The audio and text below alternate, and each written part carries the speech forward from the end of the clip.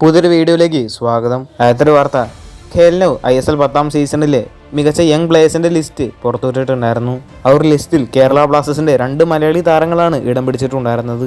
ലിസ്റ്റിൽ 1ാം സ്ഥാനത്തുള്ളത് ഈ ഒരു സീസണിൽ മുംബൈ സിറ്റി FCക്ക് വേണ്ടി മികച്ച പ്രകടനം പുറത്തെടുത്തിട്ടുള്ള താരമായിട്ടുള്ള വിക്രം പ്രതാപ് സിംഗ് ആണ്. 2ാം സ്ഥാനത്ത് അപ്പൂയ, 3ാം സ്ഥാനത്ത് ജയ് ഗുപ്ത, 4ാം സ്ഥാനത്ത് പാർദീപ് ഗോഗോയ്, 5ാം സ്ഥാനത്ത് ഇർഫാൻ യദ്വാദ്, 6ാം സ്ഥാനത്ത് PV വിഷ്ണു, 7ാം സ്ഥാനത്ത് മുഹമ്മദ് സനൻ, 8ാം സ്ഥാനത്ത് കേരള ബ്ലാസ്റ്റേഴ്സിന്റെ മലയാളി ഗോൾ കീപ്പറായിട്ടുള്ള സച്ചിൻ സുരേഷ്, 9ാം സ്ഥാനത്താണ് കേരള ബ്ലാസ്റ്റേഴ്സിന്റെ മലയാളി താരമായിട്ടുള്ള മുഹമ്മദ് ഐമൻ ഉള്ളത്. 10ാം സ്ഥാനത്തുള്ളത് ബംഗളൂരു FC യുവതാരമായിട്ടുള്ള ഹർഷ് പത്ര എന്ന താരമാണ്. അടുത്തൊരു വാർത്ത, കേരള ബ്ലാസ്റ്റേഴ്സിന്റെ സ്ട്രൈക്കറായിരുന്ന ഡിമിട്രോസ് ഡയമൻഡാക്കോസുമായി ബന്ധപ്പെട്ട ഒരു വാർത്തയാണ്. ഇപ്പോൾ നിരവധി റൂമറുകളാണ് ഡിമിട്രോസുമായി ബന്ധപ്പെട്ട് ഇപ്പോൾ പ്രചരിച്ചുകൊണ്ടിരിക്കുന്നത്.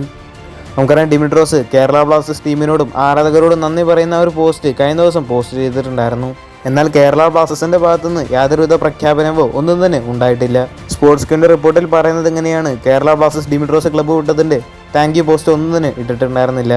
അതിന് കാരണം കേരള ബ്ലാസ്റ്റേഴ്സ് മാനേജ്മെന്റ് ഡിമിട്രോസിനെ ടീമിൽ നിലനിർത്താൻ വേണ്ടി ഒരു അവസാന ശ്രമം കൂടി നടത്തുന്നുണ്ട് എന്നാണ് ഈ റിപ്പോർട്ടിൽ പറയുന്നത്. എന്നാൽ പോലും ഈസ്റ്റ് ബംഗാൾ ഡിമിട്രോസിനെ സൈൻ ചെയ്യാൻ ഇറങ്ങുകയാണ് എന്നും ഈ ഒരു ഡീൽ നടക്കാനാണ് കൂടുതൽ ചാൻസ് ഉള്ളത് എന്നും ഈ റിപ്പോർട്ടിൽ പറയുന്നുണ്ട്. എന്നാൽ പോലും ഡിമിട്രോസിനെ കേരള ബ്ലാസ്റ്റേഴ്സ് ടീമിൽ നിലനിർത്താനുള്ള ചാൻസ് ഒക്കെ വളരെ കുറവാണ്. അതിന് കാരണം ഡിമിട്രോസ് കേരള ബ്ലാസ്റ്റേഴ്സ് ആരാധകരോടും ടീമിനോടും നന്ദി പറഞ്ഞത് കൊണ്ട് തന്നെ ഇനി വീണ്ടും താരം ടീമിലേക്ക് തിരിച്ചു വരിക എന്നുള്ളത് നടക്കാത്ത കാര്യം തന്നെയാണ്. മാത്രമല്ല, മെയ് 31 വരെ കേരള ബ്ലാസ്റ്റേഴ്സ് ടീമിനോടൊപ്പം ഡിമിട്രോസിന് കോൺട്രാക്റ്റുമുണ്ട്. കൂടുതൽ ISLുമായിട്ടും കേരള ബ്ലാസ്റ്റേഴ്സുമായിട്ട് ബന്ധപ്പെട്ട വാർത്തകളൊക്കെ അറിഞ്ഞായിട്ട് ചാനൽ സബ്സ്ക്രൈബ് ചെയ്യുക.